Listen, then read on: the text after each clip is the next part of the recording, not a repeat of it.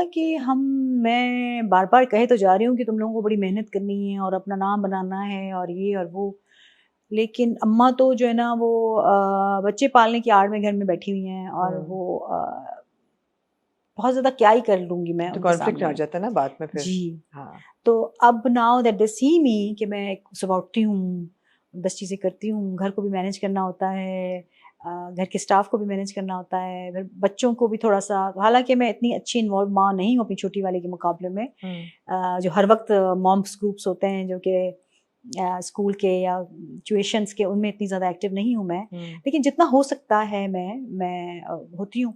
और साथ-साथ में मुझे ये लगता है कि कहती नहीं हैं, लेकिन आई थिंक दे आर थोड़ी-सी प्राउड ऑफ मी। हाँ, हाँ। वो भी एक अच्छी फीलिंग है। हाँ, हाँ। तो पहले मेरी अम्मी नहीं कहती थी, वो हमेशा कहती थी कि बच्चे पैदा किए तो पालने तुम लोगों ने, तो कोई ज़रूरत नहीं काम करने की। हर प्रोजेक्ट पे कहती थी कोई ज़रूरत नहीं काम करने की। डॉक्टर वो पे भी उन्होंने कहा कि नहीं करो, नहीं करो, नहीं इनकार कर दो। क्योंकि क्योंकि बच्चे हैं तुम्हारे, बेटी है घर क्योंकि पे तुम्हारे अकेली। बच्चे हैं। परवरिश पे भी उन्होंने कहा था कि कोई नहीं ज़रूरत है। इन फ्लेम्स पे तो उन्होंने बहुत नाराज़ हुई थी कि महीना भर की शूट होगी 25 दिन की, तो ये कैसे होगा। तो लेकिन अब मैं देखती हूँ अम्मी सारे एपिसोड्स देखती हैं जो मैंने नहीं देखे होते अभी। हाँ। और फिर मुझे फ़ोन करके कहती हैं इस वाले में सिर्फ तुम्हारे 2 सीन थे, क्यों भाई? हाँ, हाँ। इस क्योंकि आपने मना किया था कि ज़्यादा देर नहीं गुज़ारनी सेट पे। हाँ, तो मुझे अच्छा लगता है और मैं अपनी बेटियों को भी देखती हूँ कि स्पेशली मेरी छोटी बेटी, वो बिल्कुल कुछ नहीं, लेकिन आके मुझे बड़ा वो कहती है कि मेरी क्लास के जो फलां जो भी फ्रेंड है, she I think she saw your play drama and she was mentioning something about her mom liking it और समथिंग, यू नो, ओके। थोड़ा सा। हाँ, हाँ। तो फिर कहती है yes I told her that's my mom. हाँ, तो वो वाला तो हाँ, एटीट्यूड। वो वाला तो मुझे अच्छा लगता है। हाँ, अब लोग कहते हैं कि जी ये बच्चे क्या हर बंदा पाल लेता है, मगर बहुत मुश्किल काम है। बहुत ही मुश्किल है। मुझे तो बहुत मुश्किल लगा, हाँ। मुझे बहुत मुश्किल लगा। और वो भी बात है कि मुझे तो ये भी था कि मुझे ऐसा लगा कि मैंने तो सिंगल हैंडेडली बच्चे पाले हैं। हमारी वो जनरेशन भी वो थी कि हस्बैंड्स बहुत हैंड्स ऑन नहीं थे, और मेरे तो बिल्कुल भी नहीं थे, तो मैं अपने खुद ही पाले बच्चे। और बहुत मुश्किल काम है आपका, माशाल्लाह बिल्कुल। Say you have done such a good job, अब पता यू नहीं should good be job proud of किया कि नहीं योरसेल्फ। किया। I think we all should have a round of yes. Applause for each other. थोड़ा सा। एब्सोल्युटली कि जो औरतें पाल रही हैं बच्चे, अपने करियर्स भी कर रही हैं, और एक कंस्ट्रक्टिव पॉजिटिव ज़िंदगी गुजार रही हैं, बहुत मुश्किल है। वो आजकल के ज़माने में बहुत मुश्किल है। बहुत मुश्किल। और हम ना अम, लोगों को क्या नजर आता है कि मेकअप किया हुआ हाँ, है, डिफरेंट एब्सोल्युटली, डिफरेंट कैरेक्टर्स ओढ़े हुए हैं, बिल्कुल। लेकिन हर औरत, बल्कि हर इंसान के पीछे ये जिम्मेदारियों की एक लंबी लाइन है। औरत के पीछे ज़्यादा है मुझे औरत लगता के है। पीछे ज़्यादा है और वो उसको सारी पूरी करते करते करते सेट तक आना पड़ता है। मैं बिल्कुल। ये अपने ऑडियंस को बताना चाह रही हूँ कि प्लीज़ हाँ। थोड़ा सा इस बात को, हर औरत के लिए आप ये समझिए कि चाहे अगर वो शादीशुदा नहीं भी हैं, उनकी अम्मा हैं, उनकी बहनें, भाई हैं, जो भी हैं, घरों की जिम्मेदारियां हैं अगर, तो आसान कुछ भी नहीं है। आसान कुछ भी तो नहीं है। थोड़ा सा कुछ भी कमेंट करते हुए, आजकल मैंने देखा है कि आपने भी देखा होगा कि सोशल मीडिया पे लोग बड़े रूथलेस हैं, किसी के लिए कुछ भी आराम से कह देते हैं और एक असम्पशन, एक ख्याल बना लेते हैं। मगर लेकिन मुझे लगता है सोशल मीडिया पे इंडस्ट्री के ही लोग एक दूसरे को अटैक करते रहते हैं। ये एक अजीब सा ट्रेंड हुआ है, बहुत अजीब है, बहुत बुरा ट्रेंड है ये। अनफॉर्चुनेट। हाँ, अनफॉर्चुनेट है हाँ, कि बिल्कुल, इंडस्ट्री के ही लोग एक दूसरे को अटैक कर रहे हैं। बिल्कुल गलत किसी है। और की जरूरत ही नहीं है कि कोई ट्रोलिंग करे, ये भी सही कहा आपने। बहुत ही अजीब सा ट्रेंड चल पड़ा है, अजीब सा ट्रेंड चल पड़ा है। अब व्यूज के लिए है या व्यूज के लिए अटेंशन के है, लिए है, आई डोंट नो, मेरे बट ख्याल में बहुत व्यूज के लिए है। लगता तो ऐसा ही है। लेकिन बहुत डैमेजिंग ट्रेंड है ये। अम, मुझे लगता है बच्चे, जैसे आपने कहा कि बड़ी मुश्किल से पलते हैं बच्चे। आपको पता है ये भी बड़ा एक मुश्किल काम है कि आपके बच्चे बेसिक, आजकल के दौर में, कि जो डिसेंसी है ना, उसको हम मेंटेन करें, कि दूसरे बच्चों को क्लास में बुली ना करें और बुली होते हुए बर्दाश्त भी ना करें। फॉर बिल्कुल। एग्जांपल स्कूल्स में ना खुद ना हो और किसी को ना करें, किसी को बुली होते हुए देखें भी नहीं। ये छोटी छोटी बातें हैं और ये सब आपको, अगर कोई औरत काम कर रही है तो वो उसको उस सबके साथ ये इतनी छोटी छोटी बारीकियों में अपने बच्चों के साथ तरबियत जिसको हम कहते हैं, कितनी मुश्किल चीज़ है। और मेरे ख्याल में अब्बाओं को इस चीज़ का एहसास भी नहीं होता। नहीं होता। आपको बच्चे पालते हुए सबसे चैलेंजिंग चीज क्या लगी? कौन सा एस्पेक्ट था रेजिंग चिल्ड्रन का जो आपको सबसे मुश्किल लगा पैदा करने के अलावा?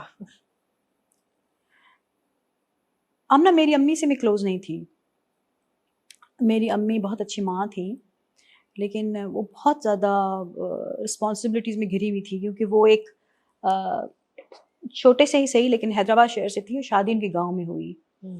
तो वो जब शादी करके गई, भरा पूरा गांव, ख़ानदान और ये सब, तो उसमें ऐसे अपने आप को फिट करने की, जगह बनाने की कोशिश में मसरूफ़ हुई कि उन्होंने बैठ के कभी हमसे गुफ्तगू हार्ट टू हार्ट एक होती वो इमोशनल नहीं कनेक्शन नहीं हुई। अल्लाह का शुक्र है हमारी नानी थी। तो नानी जो थी ना, वो एक आर्टिस्ट थी, क्रिएटिव थी, और जैसे नानी होती भी बड़ी प्यारी हैं। तो नानी हमसे बातें करती थी। अम्मी सिर्फ देखती थी कि सेहत ठीक है, पढ़ाई हो रही है, डांटना नूटना और ये बेसिक्स वाइटल्स चल रहे हैं कि नहीं। हाँ, बस ये। और तो नानी नहीं होती तो हमारी ज़िंदगी में इतनी बड़ी कमी रह जाती अगर नानी नहीं होती। अब वही अम्मी बहुत डिफरेंट है मेरे बच्चों के साथ, इवन मेरे साथ भी। लेकिन उस वक्त अब अम्मी कहती हैं कि हमें समझ ही नहीं थी इन चीज़ों की, हम इतने मसरूफ़ थे कि किसी चीज़ का पता नहीं था। 5 बच्चों के साथ मुझे था कि मैं जो ना अम्मी से मुख्तलिफ माँ बनूंगी। मैं अपने बच्चों से बहुत बातें करूंगी, उनके साथ हंसूंगी, खेलूंगी, नाचूंगी, गाऊंगी, कहानियाँ पढ़ूंगी और उनकी ज़िंदगी में बहुत ज़्यादा इन्वॉल्व रहूंगी। लेकिन ये करते करते मुझे पता नहीं कब कैसे जनरेशन का जो डिफरेंस है, या जो स्कूल्स का या किसी चीज़ का जो है, उसको मैं नहीं पकड़ पाई। तो जो गैप आना था वो आ गया। एक मेरी बड़ी बेटी के साथ कम, छोटी के साथ ज़्यादा। वो मुझसे बहुत ज़्यादा चीज़ें शेयर नहीं करती।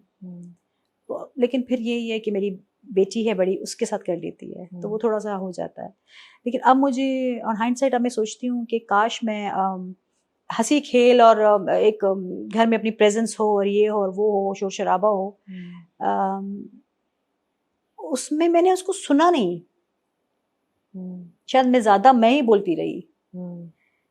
और अब वो इतना कम बोलती है तो मुझे होता है कि ये क्या हो गया, मतलब थोड़ा सा। तो मैं समझती हूँ कि मैं इतनी अच्छी माँ नहीं हूँ। परवरिश ने मुझे बहुत ज़्यादा सिखाया। परवरिश से पहले इन फ्लेम्स ने मुझे बहुत सिखाया। मैं बार बार ये कह चुकी हूँ अपने बहुत ज़्यादा इंटरव्यूज़ में कि आपके सामने आपकी बेटी है तो सही, लेकिन वो आप उसकी बुखार, तबीयत ख़राब और कपड़े और हाइट और फलां और इस पर तो बात करते हैं, but you are not really paying attention to what she might be thinking, her inner thoughts or going through things. तो in flames में पहली दफ़ा मुझे एहसास हुआ, so I started paying attention to my daughters.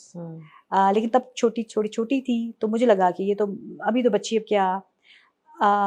फिर दिन परवरिश happened और उसमें मैं बार बार नीसम से कहती थी कि एना का जो कैरेक्टर है माया, उसकी तो बार बार बात हो रही है, लेकिन मिशी की कोई बात नहीं कर रहा, मिशी की कोई बात नहीं कर रहा। You were protective towards मिशी। अचानक से मेरे अंदर से ना वो हो जाता था, क्योंकि मेरे घर में ऐसा था ना, यंगर चाइल्ड से आपको। तो मैं कहती थी कि मिशी must be going through a lot. वो देख रही है, एक ट्रॉमा से गुजर रही है, अपने सेकेंडरी ट्रॉमा से गुजर रही है ना। तो वो कहते थे हाँ लेकिन लिखा हुआ नहीं है। मैं कहती थी लेकिन वो शी इज देयर। तो फिर मुझे एहसास हुआ, you felt for her. Yes, वो हलीमा का जो कैरेक्टर था। तो उससे मुझे एहसास हुआ कि अच्छा, मैं तो अब उसमें आ गई हूँ कि मैं अब सोचने लगी हूँ कि एक बच्चे के अगर एडमिशन के प्रोसेस, किसी भी चीज़, एग्जाम्स, किसी भी चीज़ से आप गुजर रहे हैं,